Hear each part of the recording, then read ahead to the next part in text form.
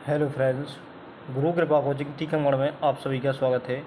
आज देखेंगे पर्यावरण पेडागोजी की कुछ 50 महत्वपूर्ण प्रश्न हैं जो मध्य प्रदेश शिक्षक वर्ग 3 चयन परीक्षा के लिए काफ़ी महत्वपूर्ण हैं। तो ये प्रश्न ज़्यादातर परीक्षा में पूछे गए हों, पूछे जाने की संभावना है, इसलिए आप लोगों को ज़रा भी वीडियो को स्किप नहीं करना है। यहाँ से प्रश्न ज़्यादा से ज़्यादा आने की संभावना है। तो यहाँ पर देखेंगे, पहला प्रश्न है जैसे पर्यावरण संबंधी विकास का संबंध है।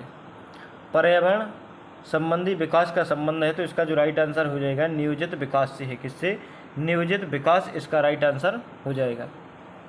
नेक्स्ट जो प्रश्न है जैसे निम्नलिखित कथनों में से कौन सा कथन सही है, तो इसका जो राइट आंसर हो जाएगा पर्यावरण शिक्षा की विषय वस्तु में जनसंख्या विस्फोट एवं उनके उपचार की व्यापक चर्चा की जाती है। उनके उपचार की व्यापक चर्चा की जाती है। नेक्स्ट जो प्रश्न है जैसे निम्नलिखित में से कौन सा एक पर्यावरण शिक्षा के प्रमुख उद्देश्यों में सम्मिलित है, तो इसका जो राइट आंसर हो जाएगा सहभागिता, विशेष अभियान और जागरूकता इसका राइट आंसर हो जाएगा। किस पर्यावरण शिक्षा के मुख्य उद्देश्यों में किस किस की चर्चा की जाती है? सहभागिता की, विशेष अभियान की और जागरूकता इसका राइट आंसर हो जाएगा। नेक्स्ट जो प्रश्न है जैसे घरेलू उत्पादकों पर अंकित एक मार्क का संबंध है, तो इसका जो राइट आंसर हो जाएगा पर्यावरण अनुकूलन से होता है। किससे? पर्यावरण अनुकूलन इसका राइट आंसर हो जाएगा। नेक्स्ट जो प्रश्न है जैसे एनसीईआरटी का उद्देश्य है। एनसीईआरटी का क्या उद्देश्य है, तो इसका जो राइट आंसर हो जाएगा शिक्षालयों में शिक्षा स्तर बनाए रखना इसका राइट आंसर हो जाएगा। शिक्षालयों में शिक्षा स्तर बनाए रखना इसका राइट आंसर हो जाएगा। नेक्स्ट जो प्रश्न है जैसे हमारे देश में वन महोत्सव दिवस मनाया जाता है। हमारे देश में वन महोत्सव दिवस कब मनाया जाता है, तो 1 जुलाई को मनाया जाता है। कब? 1 जुलाई इसका राइट आंसर हो जाएगा। नेक्स्ट जो प्रश्न है वन्य जीव सप्ताह मनाया जाता है। वन्य जीव सप्ताह कब मनाया जाता है, तो इसका जो राइट आंसर हो जाएगा 1 अक्टूबर से 7 अक्टूबर तक वन्य जीव सप्ताह मनाया जाता है। नेक्स्ट जो प्रश्न है जैसे पर्यावरण की पाठ्यचर्या में सम्मिलित होना चाहिए। तो पर्यावरण की पाठ्यचर्या जो पाठ्य पुस्तक है उसमें क्या क्या सम्मिलित होना चाहिए, तो बच्चों के अनुभव सम्मिलित होना चाहिए, स्कूल का वातावरण सम्मिलित होना चाहिए, उपयुक्त पाठ्यक्रम भी सम्मिलित होना चाहिए। नेक्स्ट जो प्रश्न है जैसे निम्नलिखित में से कौन सा प्राथमिक विद्यालयों में पर्यावरण अध्ययन पढ़ाने का उद्देश्य निरूपित करता है, तो इसका जो राइट आंसर हो जाएगा विद्यालय में बच्चों के अनुभवों और बाहरी दुनिया से जोड़ना इसका राइट आंसर हो जाएगा। नेक्स्ट जो प्रश्न है जैसे पर्यावरण अध्ययन के लिए आप छात्रों को कौन से चैनल देखने का सुझाव देंगे, तो इसका जो राइट आंसर हो जाएगा नेशनल जियोग्राफी, डिस्कवरी और एनिमल प्लांट इसका राइट आंसर हो जाएगा। नेक्स्ट जो प्रश्न है जैसे पर्यावरण अध्ययन की एक पाठ्यपुस्तक में अभ्यास एवं गतिविधियों को खाली स्थान उपलब्ध कराना चाहिए। यहाँ पर खाली स्थान होना चाहिए जो यहाँ पर लिखा है, तो इसका जो राइट आंसर हो जाएगा प्रकरणों में अंतर्निर्मित इसका राइट आंसर हो जाएगा। क्या? प्रकरणों में निर्मित अंतर्निर्मित इसका राइट आंसर हो जाएगा। नेक्स्ट जो प्रश्न है जैसे निम्नलिखित अंतर्राष्ट्रीय संस्थाओं में कौन सी संस्था वन्य जीव संरक्षण के प्रति समर्पित है, तो इसका जो राइट आंसर हो जाएगा यूनेस्को समर्पित है। कौन? यूनेस्को इसका राइट आंसर हो जाएगा। नेक्स्ट जो प्रश्न है जैसे एनसीईआरटी की पाठ्यपुस्तकों में पर्यावरण अध्ययन को उच्च प्राथमिक और स्थान दिया गया है, तो इसका जो राइट आंसर हो जाएगा चिंतन और विस्मय के लिए शिक्षार्थियों को अवसर उपलब्ध कराने के लिए। जहाँ पर अवसर उपलब्ध कराए जाए वो ज़्यादातर प्रश्न राइट होते हैं, ऑप्शन राइट होते हैं, ये ध्यान रखना, ये कीवर्ड है। नेक्स्ट जो प्रश्न है जैसे वर्ष 1992 में पर्यावरण सुरक्षा से संबंधित प्रथम पृथ्वी सम्मेलन किस शहर में हुआ था? वर्ष 1992 में पर्यावरण सुरक्षा से संबंधित प्रथम पृथ्वी सम्मेलन किस शहर में हुआ था? तो इसका जो राइट आंसर हो जाएगा रियो डी जेनेरो, इसका राइट आंसर हो जाएगा। नेक्स्ट जो प्रश्न है, जैसे प्राथमिक स्तर की अच्छी ईवीएस पाठ्यचारों में होना चाहिए। जो पाठ्य पुस्तक है उसमें क्या होना चाहिए? तो इसका जो राइट आंसर हो जाएगा अपने आसपास को खोजने के अवसर प्रदान होना चाहिए। तो खोजने के अवसर ये बहुत अच्छा कीवर्ड है। इस प्रकार के कीवर्ड यदि ऑप्शन में मिल जाए तो ये 90% तक के अपना ऑप्शन राइट होता है। जी ध्यान रखना कि खोजने के जहाँ पर अवसर दिए जा रहे हैं बच्चे को, तो खुद वो अपना तर्क लगा रहा है, खुद उसमें सब कुछ कर रहा है, स्वयं सक्रिय हो रहा है वहाँ पर बच्चा। तो इस प्रकार के जहाँ पर कीवर्ड मिले तो वो 90% तक के राइट होता है ऑप्शन। नेक्स्ट जो प्रश्न है, जैसे पर्यावरण शिक्षा में समस्या समाधान विधि का गुण है। तो समस्या समाधान विधि का गुण कैसा होना चाहिए? लक्ष्य केंद्रित विधि होती है और सृजनात्मक विधि होती है। जब समस्या है तो उसमें सृजनात्मकता ज़्यादातर होती है और चयनात्मकता, उसमें चयन करने की। लक्ष्य केंद्रित होना चाहिए, सृजनात्मकता होना चाहिए और चयनात्मकता होना चाहिए जब समस्या समाधान है। तो यदि इनमें से तीन में से कोई भी एक वर्ड मिल जाए तो उस पर आपको राइट लगा देना है। नेक्स्ट जो प्रश्न है, जैसे राष्ट्रीय पाठ्यचार की रूपरेखा 2000 के अनुसार पर्यावरण अध्ययन को किस कक्षा समूह में स्थान दिया गया है? तो इसका जो राइट आंसर हो जाएगा कक्षा तीसरी से 5वीं तक में स्थान दिया गया है, यानी कक्षा 3, 4 और 5 में स्थान दिया गया है। नेक्स्ट जो प्रश्न है, जैसे अत्यधिक चारण का परिणाम है। अत्यधिक चारण का परिणाम क्या है? तो इसका जो राइट आंसर हो जाएगा मृदा अप्रदान। अत्यधिक पशुचारण करेंगे तो जिससे क्या होगा? मृदा अप्रदान होगा। नेक्स्ट जो प्रश्न है, जैसे अधिगम की विशेषताओं में कौन एक सम्मिलित है? अधिगम की विशेषताओं में कौन एक सम्मिलित है?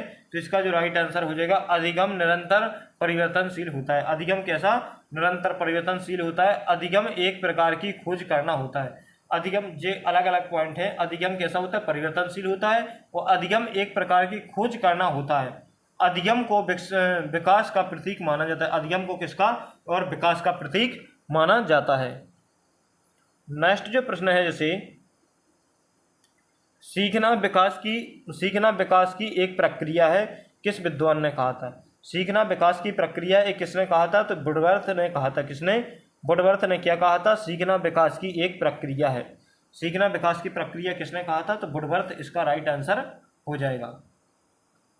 नेक्स्ट जो प्रश्न है, जैसे जब बालक विचार एवं अवधारणा बनाने में सक्षम हो जाता है तो इस अधिगम को कहा जाता है। जब बालक विचार एवं अवधारणा बनाने में सक्षम हो जाता है तो इस अधिगम को कहा जाता है। क्या कहा जाता है? विचारात्मक अधिगम कहा जाता है। क्या? विचारात्मक अधिगम, इसका राइट आंसर हो जाएगा। नेक्स्ट जो प्रश्न है, जैसे निम्नलिखित में से कौन एक थॉर्नडाइक द्वारा दिए गए अधिगम के नियमों में सम्मिलित है? निम्नलिखित में से कौन एक थॉर्नडाइक द्वारा दिए गए अधिगम के नियमों में से सम्मिलित है? तो इसका जो राइट आंसर हो जाएगा अभ्यास के नियम, प्रभाव के नियम और तत्परता के नियम, इसका राइट आंसर हो जाएगा। ये तीनों ही मुख्य नियम के अधिगम थॉर्नडाइक के मुख्य नियम के अंतर्गत आते हैं। नेक्स्ट जो प्रश्न है, जैसे किन परिस्थितियों में उद्दीपन तथा अनुक्रिया का संबंध मजबूत होता है? किन परिस्थितियों में उद्दीपन तथा अनुक्रिया का संबंध मजबूत होता है? तो इसका जो राइट आंसर है निरंतरता के सिद्धांत में मजबूत होता है। किसमें?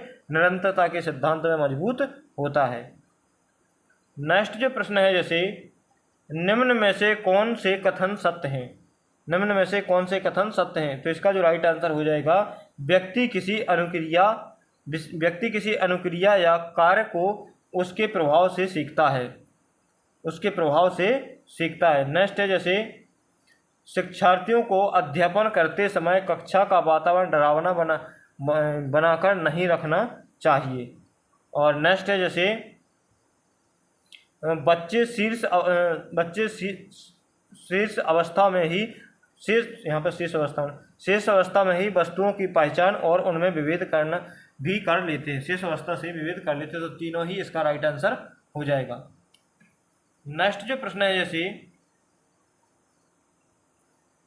किसी अभिप्रेरणा से उत्पन्न क्रियाशीलता ही सीखने का आधार होता है, यह कथन किसका है? किसी अभिप्रेरणा से उत्पन्न क्रियाशीलता ही सीखने का आधार होता है, यह कथन किसका है? तो इसका जो राइट आंसर होगा स्किनर ने दिया था जी। कथन किसने? स्किनर इसका राइट आंसर हो जाएगा। नेक्स्ट जो प्रश्न है, जैसे निम्नलिखित में से स्थायी ज्ञान का संबंध किस सिद्धांत से संबंधित है?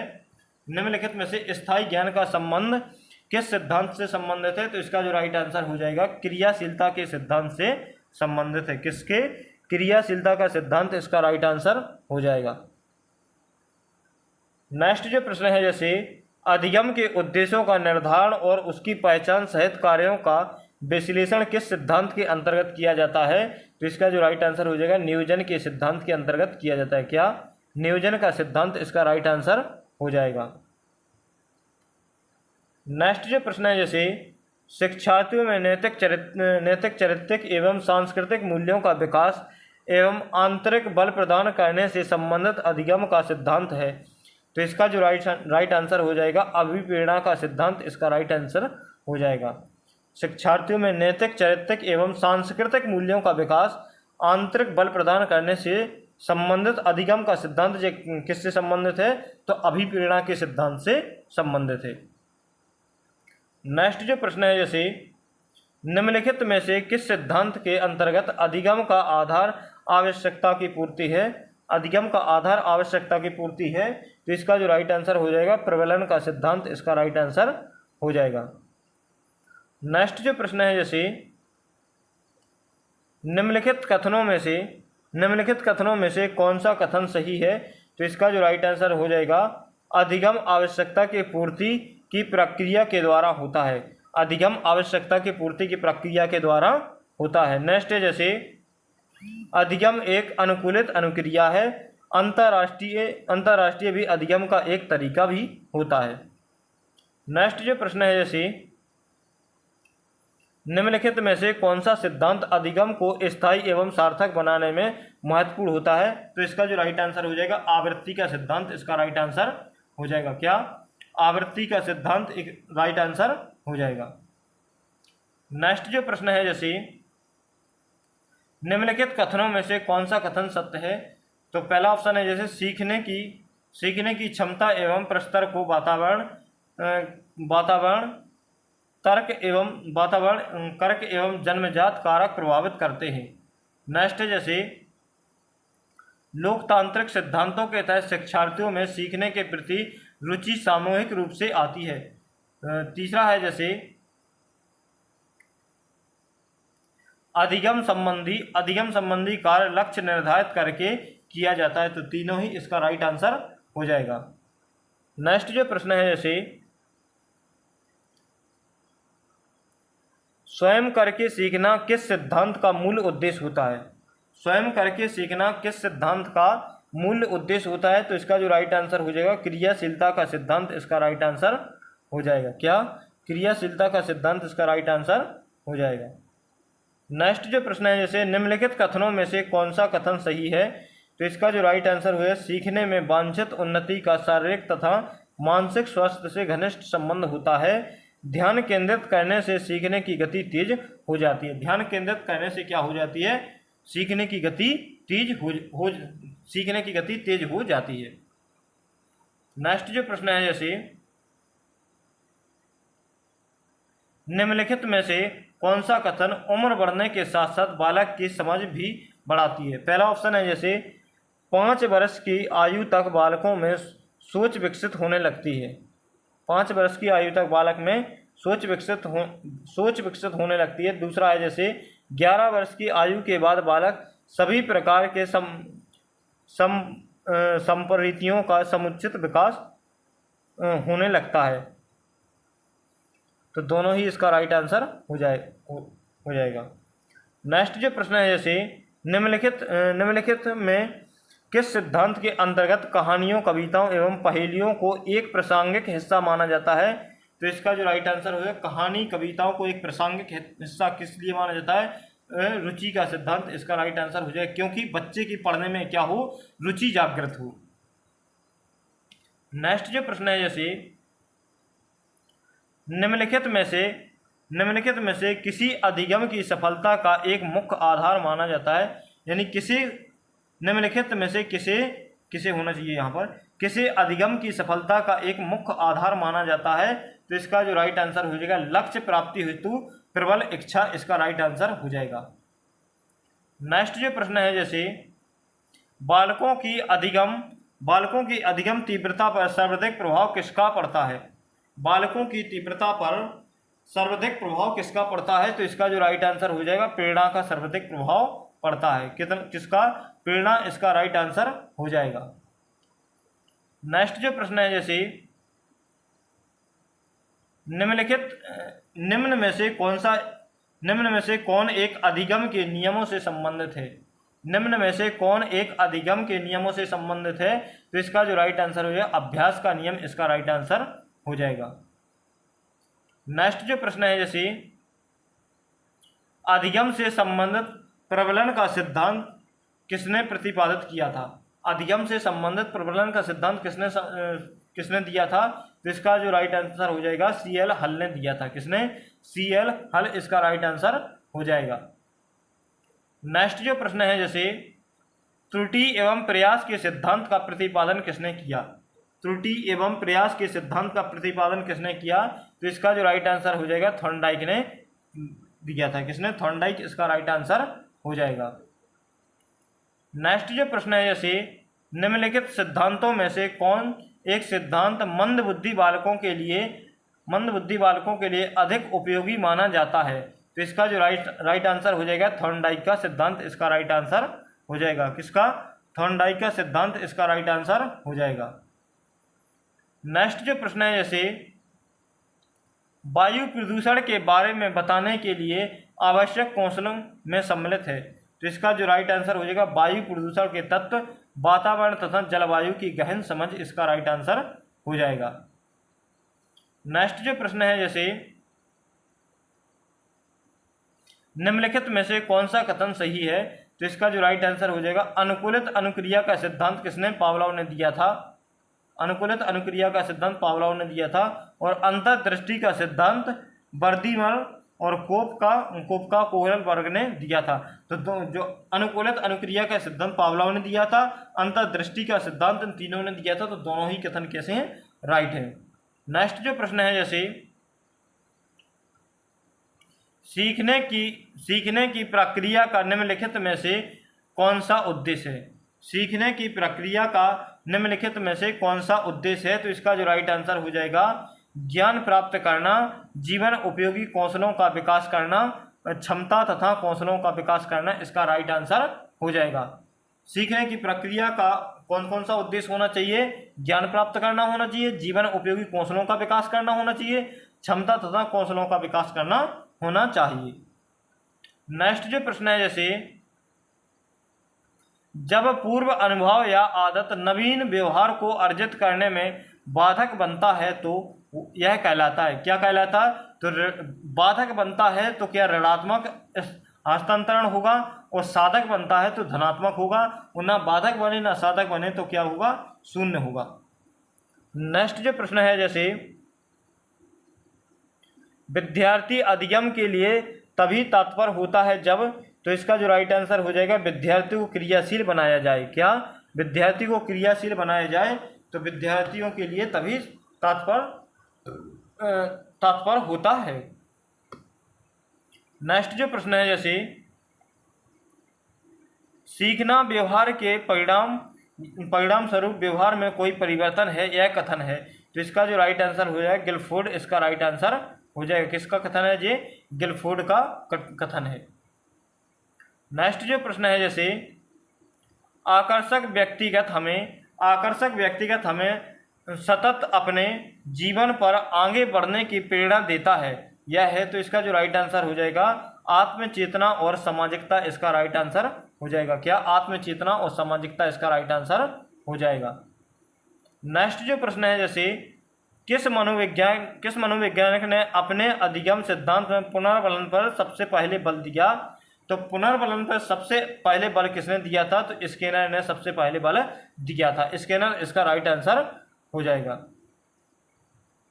नेक्स्ट जो प्रश्न है, जैसे बच्चों के सीखने के तरीके पर सबसे पहले अध्ययन करने वाले व्यक्ति थे। बच्चों के सीखने के तरीके पर सबसे पहले अध्ययन करने वाले व्यक्ति कौन थे? तो जीन पियाजे और वाइगोस्की इसका राइट आंसर हो जाएगा। जीन पियाजे और वाइगोस्की ने बच्चों के सीखने के तरीके पर सबसे पहले अध्ययन किया था। तो फ्रेंड्स, आज ये अपनी 50 प्रश्नों की श्रृंखला कंप्लीटली हो गई है। तो इसी प्रकार के इंटरेस्टिंग वीडियो देखने के लिए चैनल को जरूर सब्सक्राइब करें। इस चैनल के साथ आप लोग जुड़ें। ज़्यादा से ज़्यादा पेडागोजी के और भी बहुत अच्छे क्वेश्चन जो ज़्यादातर परीक्षा में आने वाले हैं, तो वे क्वेश्चन देखने के लिए आप लोग इस चैनल के साथ जरूर जुड़ें। तो थैंक यू दोस्तों, आज के लिए बस इतना ही। मिलते हैं नेक्स्ट वीडियो में, तब तक के लिए जय हिंद, वंदे मातरम। मिलते हैं नेक्स्ट वीडियो में।